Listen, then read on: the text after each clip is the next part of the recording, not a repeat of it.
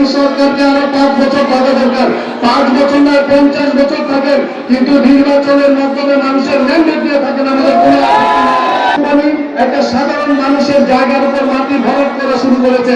সেই বিএনপি নেতা সেই নিরীহ মানুষের পক্ষ অবলম্বন করে বলেছে তার সমস্যা সমাধান না করা পর্যন্ত এক বিন্দু পরিমাণ দাবি করবে না। কিন্তু দুঃখের বিষয় এই মিডিয়া ট্রায়ালের অংশ হিসেবে সেটাকে এমনভাবে উপস্থান করেছে বিএনপি নেতা হুমকি দিয়েছেন এক বিন্দু পরিমাণ মাটি পড়বে না। কিন্তু আসল ঘটনাটা হলো একজন নিরীহ মানুষের পক্ষ অবলম্বন করে জাতীয়তাবাদী দলের নেতা সেখানে গিয়েছিলেন মানুষের সেবা করার মানসিকতা নিয়ে।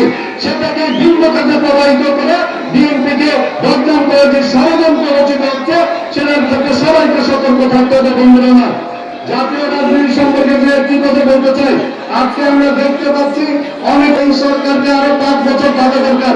5 বছর নয় 50 বছর থাকেন, কিন্তু নির্বাচনের মাধ্যমে মানুষের ম্যান্ডেট দিয়ে থাকেন। আমাদের বিষয়টি হলো যেটা লক্ষণীয় এবং সতর্ক হওয়া প্রয়োজন।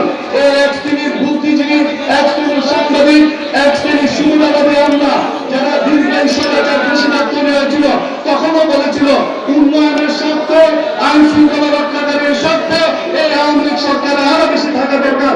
পরিণামে কি হয়েছে? সেই সরকার কৃষিগত রূপ নিয়েছে। বাংলাদেশের মানুষের মৌলিক অধিকার, গণতান্ত্রিক অধিকার সবকিছু তারা লুটে পুটে খেয়েছে।